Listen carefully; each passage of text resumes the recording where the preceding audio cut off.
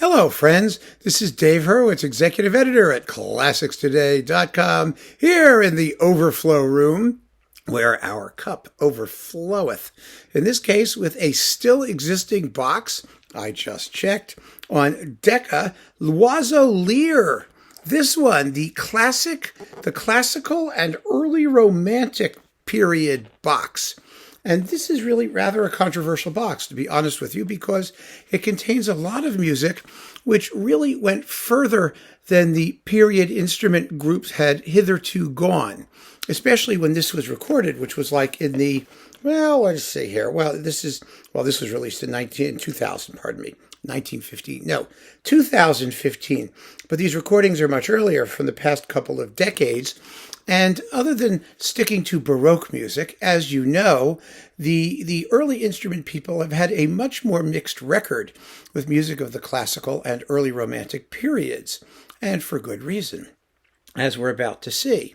For no question about it. So let's go through this. There's 50 discs, roughly. Yes, 50 discs. And we shall see what's in here. Actually, they're all listed here on the bottom.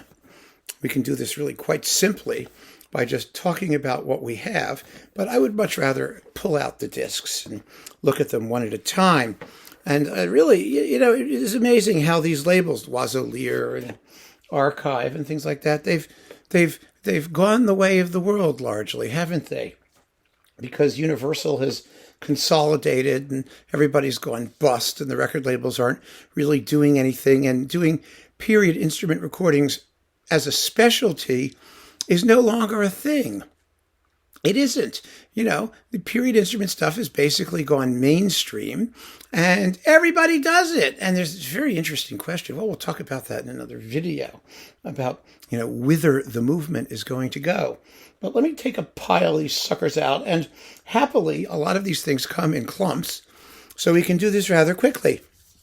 And many of these recordings feature the Academy of Ancient Music with Christopher Hogwood these are on original jackets. Isn't that nice? They were very pretty. They were beautifully done. So we've got Stamitz, Johann Stamitz, 3 symphonies, including his Sinfonia Pastorale in D major, opus 4, number 2, which is really quite lovely, and his clarinet concerto in B flat with Alan Hacker, clarinet, and the Academy of Ancient Music with Christopher Hogwood. How is it? Well, my feelings about Hogwood are very mixed. Like every artist, he had his pluses and minuses. He did some good things, some bad things. That's a truism.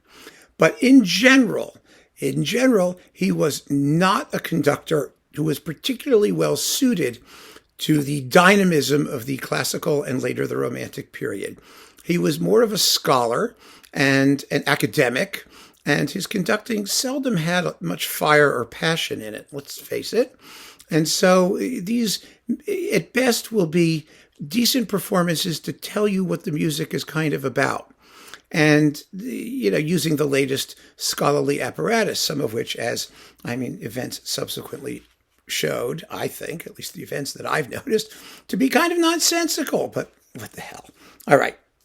Boccherini, 3 symphonies. These are lovely, including La Casa del Diavolo. Here is one of those discs that shows just how not right period instrument sound is in some of this music, because Boccherini, first of all, he was a vibrato guy. He notated all kinds of, devices and things which would be taken for vibrato, number 1. And so you need to have a warm sound, number 1. Number 1, I said that's number 2. Number 3, who knows? Number something, pick a number. The next number is that his scoring was very, very sensual. He was a chord guy, not a line guy. He really was concerned with details of sonority. His scores are marked with great specificity with respect to articulation and dynamics, and his string parts are often multiply divided. He wanted a rich, sensual sound. And there's nothing sensual about these performances. They're not bad. But they're not beautiful. They're not sexy. One of his most common designations was suave. There has to be warmth in everything Boccherini did. And that wasn't Hogwood's thing at all. It really wasn't.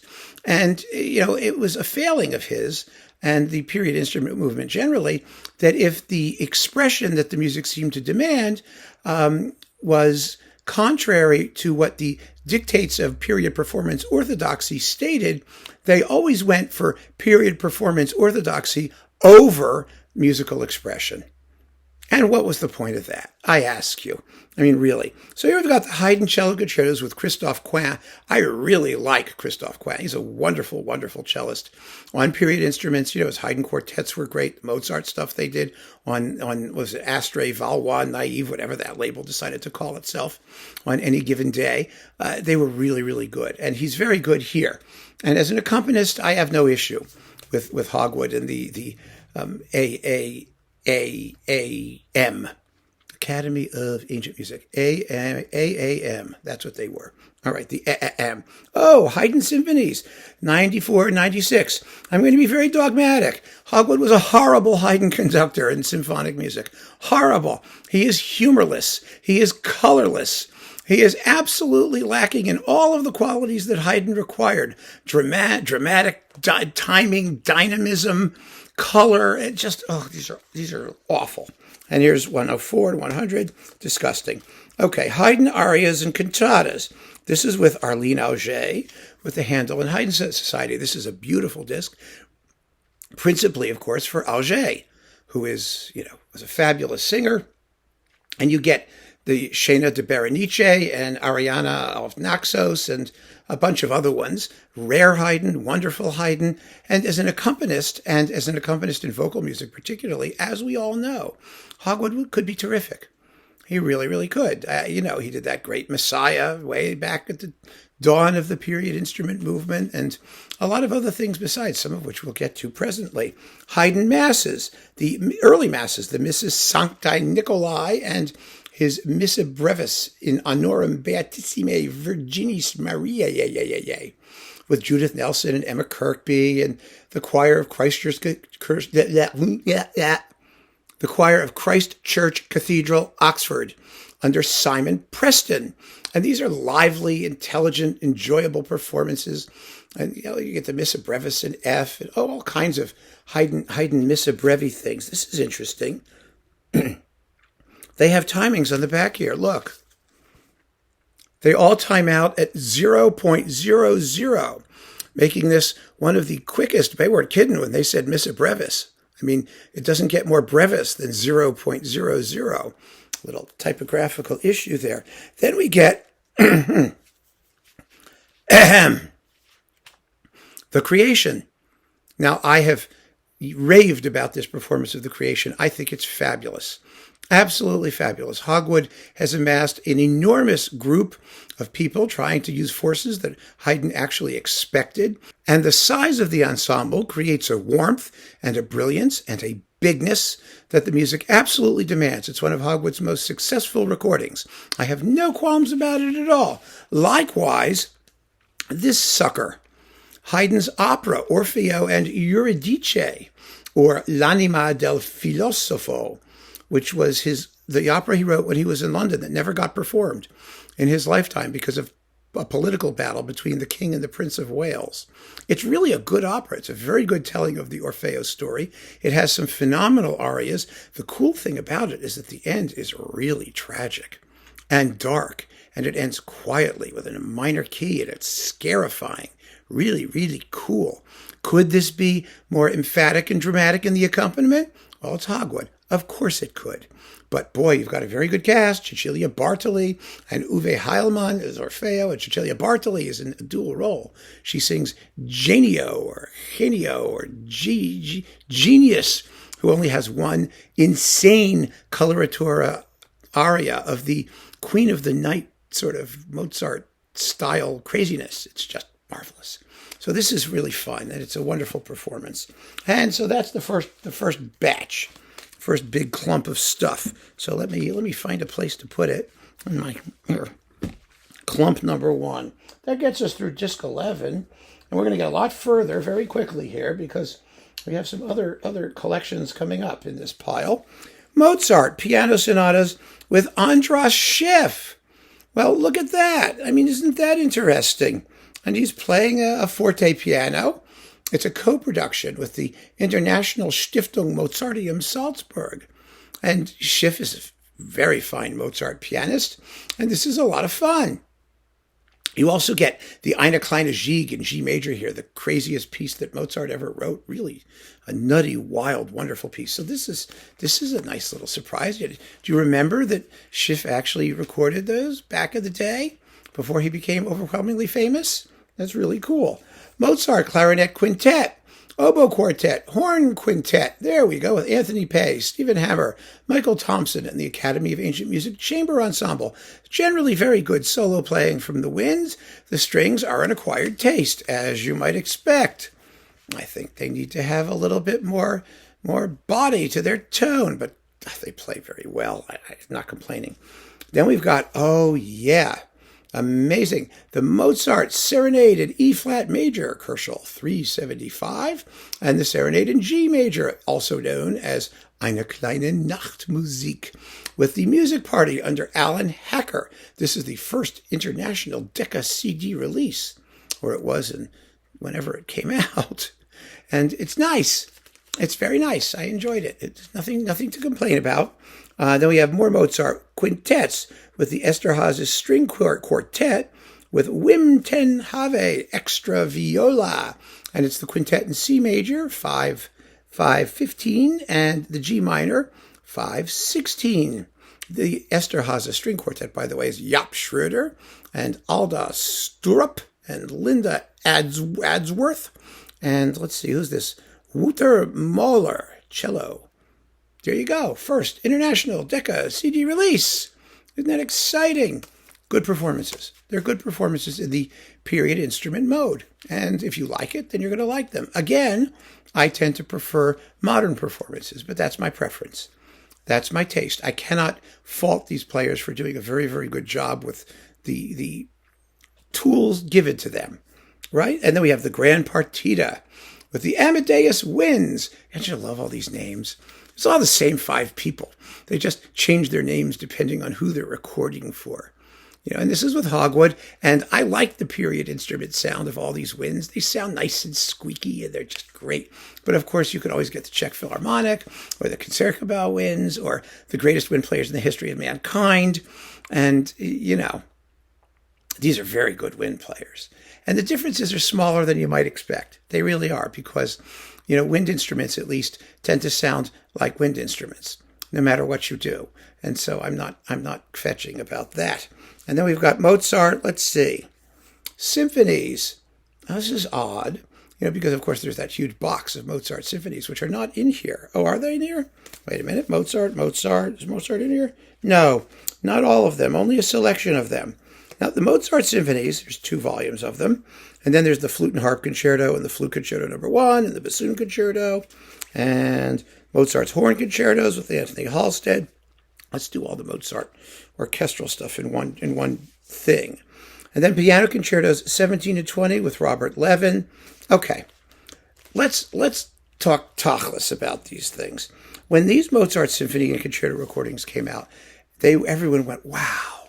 Ooh, wow, that was like a revelation. It really was, because they sounded so different and so interesting because they were different. Have they held up very well? No, they really haven't. It's really kind of a pity, because the scholarship, the work, the erudition, but they were theoretical performances. Performances, well, this is what it might have sounded like back in the day. Whether they were great Mozart, well, I'm sure they all tried to do it, but I get the sense that there was almost more of a didactic purpose behind some of these things, and they have not necessarily worn well. They just haven't. The interesting things were things that had very little to do with the musical expression or some overall conception of what Mozart was all about. It was about how the instruments were played and which instruments you chose. But now we know. And now that we know, do we really want to go back and hear these performances, in preference to the many, many, many countless fabulous Mozart performances that are out there? I don't think so. I just don't think so. That's me. Then we've got the Mozart Piano Concerto 17 and 20 with Robert Levin, who is a splendid forte pianist and completer of Mozart's stuff. He writes lots of faux Mozart, and he does it quite competently. And here's the Mozart C minor Mass with a bonus, the Coronation Mass, with Arlene Auger and Lynn Dawson and Emma Kirkby and Catherine Robin and John Mark Ainsley and David Thomas and Michael George and the Winchester Cathedral Choir and the Winchester College Quiristers with the Academy of Ancient Music and Christopher Hogwood. And this is nice. Like most of the stuff that Hogwood is accompanying singers on, it's fun to listen to. Oh, that humming, by the way, it's the air conditioning going on. And believe me, you want the air conditioning on. So I apologize for the furry background noise, if there is some. Then we've got the Arnold Oestman Così fan tutti. See, this is a selection. I mean, Oestman did the De Ponte operas. They're all in there. These performances were criticized for their really scrawny and somewhat scrappy orchestral sound. And they're very, very, very fast tempos, but they were fun. They were fun, and the cast is, Rachel Yakar and Alicia Neff, and Gustav Winberg, and Tom Krause, and Georgine Rezik, and Carlos Feller. I mean, it's a good cast, and it was the Drottningholm Court Theatre Orchestra group under Arnold Oestman, as I said, and nobody talks about them anymore. Isn't that funny? I mean, when they came out, they were a big deal. They really were. But Mozart operas keep coming, fast and furious. There are fabulous performances of all of them. And again, have they held up? No, they have not. Are they bad? No, they're not. They're fine. But they represent a moment in time. And it's up to you whether you want to repeat that moment. I think many people don't. Oh, look at this. Beethoven's Songs with Martin Hill and Hogwood on the forte piano. This is fun because nobody does Beethoven's songs, and Martin Hill sings them very nicely. So I have no complaints about that. We have Beethoven Piano Sonatas with Malcolm Binns. And this is like a big bunch of things. It's all of them. It's all of the Beethoven Piano Sonatas with Malcolm Binns. Now, this is another one. He's on the forte piano. I find this cycle to be, I'm looking through it here, and I didn't listen to it all over again. I'm talking about this box. I sampled. I'll be very honest with you. I just sampled. I dipped. And this is a cycle which has come and gone. I mean, nobody talks about it anymore. Rather interesting. Beethoven on forte piano, piano sonatas, isn't going to work. It's not going to work. And the reason it's not going to work is because Beethoven's music was so forward-looking for its time, especially in its approach to keyboard writing and technique. Everybody will say, well, Beethoven had in mind, we all know what difficulties Beethoven had with the pianos of the day. We all know what the sonatas demand and what they require. And here's the problem with Malcolm Binns and his performances, and with so many period instrument performances of the sonatas that I've heard. 99% of them make a feature of the instrument rather than the music, just as with, some of the larger orchestral performances. It's about the instrument, and it's not about the struggle between the music and the instrument or overcoming the limitations of the instrument. If you want to do an authentic Beethoven sonata performance on an authentic instrument of Beethoven's day, then by the time you're done with any of the middle period sonatas, starting with like the Pathetique and moving up, when you're done with those, and that's actually not middle, but you know what I mean, you should have busted a bunch of strings. The mechanism should be in a shambles. The whole piece should be reduced, the whole instrument should be reduced to kindling. And that's not what these people are doing. They're trying to prove how right the sonority of their crappy little instrument is for Beethoven's much bigger than the instrument music. And that's just how I feel about it. And I think the validity of that assertion is borne out by the fact that there are no great Beethoven piano sonata cycles on forte piano. and none that have really become popular or that anybody cares about or that is a reference or anything like that. The only one that comes close, actually, I'm wrong. I am wrong. I stand corrected. I have to say, is Bräutigams on Bis. That is a piano sonata cycle where the performance and the instrument, he really does seem like he is trying to surpass the capabilities of the instrument, and he succeeds in doing it. That's a great piano sonata cycle. People don't pay attention to it so much. It doesn't get a lot of play or a lot of attention, but it's first class. And so I have to correct myself. I have to correct myself because Bräutigam on Bis is the one to get if you want to hear what the deal is with Beethoven piano sonatas on a forte piano. Malcolm Binns is, for all of his effort and for all of his taste and all of his capabilities, does not approach him. Truly, truly doesn't. And it's interesting that, Bräutigam is one of my favorite Beethoven piano sonata cycles, but I don't think about it as being on period instruments. I just think about the music. That's why I didn't mention him at first. It just wouldn't have occurred to me to class him as a specifically period instrument guy. He's a Beethoven guy. And the fact that he's playing period instruments is incidental. Whereas here, it's not. It's the purpose of the whole cycle. And so to me, there's no comparison between the two. So let's get the last clump of stuff here. I hope that made sense. I think there's something valid there in that type of comment. I really do. I could be wrong, of course, but I think there's something there. Okay. More Beethoven piano sonatas with Malcolm Binns. Forget that. The Beethoven and Mozart quartets for forte piano and wind instruments with Robert Levin and the Academy of Ancient Music Chamber Ensemble. I love this performance. I think these are wonderful performances. I think the forte piano is well chosen. Levin plays splendidly. The wind instruments are delicious, and it's just fun. Fun to listen to. Great record. Beethoven's Septet and the Weber Clarinet Quintet with the Academy of Ancient Music Chamber Ensemble. Also great fun. You have that, as these players got, better and better and better at playing their instruments and more comfortable with them, they began to sound more relaxed and more genial, and they had a better time, and this is a good time. It's just a good time record. 2 Beethoven symphonies. The third and... the ninth. Yes, that's it. The ninth. With Hogwood, controversial, nobody much cares for them. I think that they're not bad, to be honest with you, for what they are as period instrument Beethoven performances. Hogwood's trying. I give him credit for trying. I don't think he shortchanges the music anywhere. I think that there are better performances of both symphonies, lots of better performances, and the fact that they're on period instruments does not make it or break it for me. So there you go. Hummel piano sonatas with Opus 81 and 106 with Malcolm Binns, including, you get the Joseph Haydn as a bonus, variations in F minor, and the Chopin Barcarolle. Well, what you think of that stuff on a forte piano, the Chopin particularly, is entirely up to you. Binns is a very fluent player. The Hummel is charming.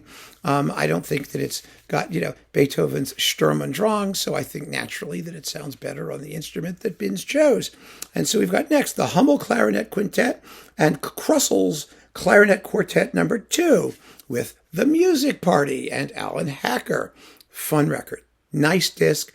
Attractive, interesting music, well worth listening to. And I am not going to make an issue of period instruments versus modern instruments when there's no competition in the repertoire, or very little competition. This is fully capable, professional, decent work, and good for them. It's fine. Schubert, 3 violin sonatas with Jaap Schroeder and Christopher Hogwood. Now these are those sonatas / sonatinas. They're in D major, G minor, and A minor. They're lovely works. You just wish people would play them more often. They're wonderful, wonderful pieces. I find these performances to be a little undercharacterized. Would you blame me? They're not bad. They're periody. Yes, periody. I prefer modern performances on modern instruments that just, go for it. Schubert, Violin Sonata, D574, Mendelssohn Violin Sonata, Opus 4. So now we're getting up, and the Mendelssohn Violin Sonata, Opus 4 at F minor is a lovely work, by the way. Beautiful, beautiful work. And the Schubert thing here, this is the first international Decca release. Well, there you go. How wonderful. This is the A major, the Schubert. It's D574. I think I said that. Anyway, for romantic music, I don't think these guys have a leg to stand on. I think it's a complete mistake to say that the same, aesthetic, essentially the same aesthetic that worked for Baroque music is going to work for this early romantic music. Not that things change that much. It's that they were wrong to begin with the aesthetic in Baroque music, but we didn't know any better. So we said, what the hell? Okay. And it works okay with Baroque music, but with later music, No, you need to have that wonderful, warm singing tone. You need vibrato. You need an instrument that is not, tinny. What can I say? It's a matter of taste. Schubert, the Trout Quintet and 7-liter with Stephen Lubin, John Mark Ainsley, and the Academy of Ancient Music Chamber Ensemble. Is this a revelation in fishy troutitude? No, it is not. There are a billion great trout quintets. Billions. Billions and billions and billions. I don't need this. Neither do you. More Schubert. The Octet with the Academy of Ancient Music Chamber Ensemble. Same comments as regards the trout quintet. I mean, are the different sonorities important enough to make you want to listen to a good, but not transcendental, sterling version of the octet? No, not for me. Mendelssohn Cello Sonatas with Christophe Coin and Patrick Cohen. Now, once again, I always make exceptions for Christophe Coin because I really think he's a terrific cellist. I really like him. However, and you also get the cello variaciones, the variation concertante, and a song without words transcription. They're nice. They're nice. I have no issue with them. They're nice. We got Weber songs with Martin Hill and Christopher Hogwood. Again, you're not going to find many of these suckers out there, so they're nice to hear. And they're fine. Perfectly fine. Weber, the Grand Duo Concertante. Schumann, Märchenerzählungen. There we go. And the Glinka Trio Pathétique with the music party. This is interesting stuff. Glinka is another one of these guys who proves how sort of warped these people are in their avoidance of vibrato and sensuous tone. Glinka was a major chord guy. He notated vibrato extensively in his music, regularly and extensively. And to leave it out is a big, big, big no-no. Trust me on this. I can point you to the scores. It's really pretty obvious. So I think if it's true of Glinka, it's true of these other guys too. I mean, it's not like they were living in different universes.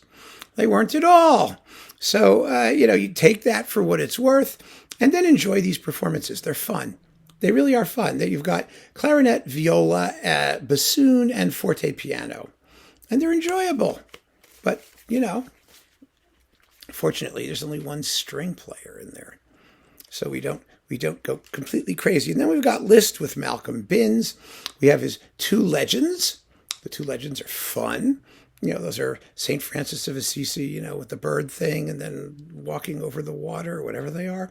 And the Ave Maria and Miserere from Il Trovatore, and the fantasy from the Hungarian opera Shep Bonka. Yeah, it's a Honka or Bonka, Shlonka, Honka, Gonka, I don't know, by Mosogni. And then the opera, the Queen of Sheba by Gounod, and Hollow, Hunting Chorus, and Steirer from the opera Tony, based on a composition by Duke Ernst of Saxe-Coburg-Gotha, with Malcolm Binns doing Liszt. No. I don't want to hear a little Erard forte piano. I don't care what he's using. I'm not interested. I want Liszt on a big, huge, humunga, Gesundte, Steinway, Bosendorfer, whatever you can use. That's what you need. Nothing else matters, frankly. So That's the box. 50 CDs worth of Lyrebird, L'Oiseau Lyre recordings of the classic and early romantic eras. I think this is very interesting from a musicological point of view. There are some splendid performances in here and a lot that's just historically interesting already. And it's not that long ago that these things were made. I find the performances as often as not more intriguing than satisfying expressively. And I suspect many of you will feel the same way. So if you are a student of performance practice, or if there is repertoire here that you really want and can't acquire any other way, this is an interesting box to have. But as far as, artistic value, it's certainly not essential. Really not. It's an ornament to your collection. And we all know, like vibrato itself, they said it was an ornament to be used extremely fastidiously and with great discrimination. Well, I feel the same way about these performances. A little goes a long way. So keep on listening, friends. Thanks for joining me. Take care.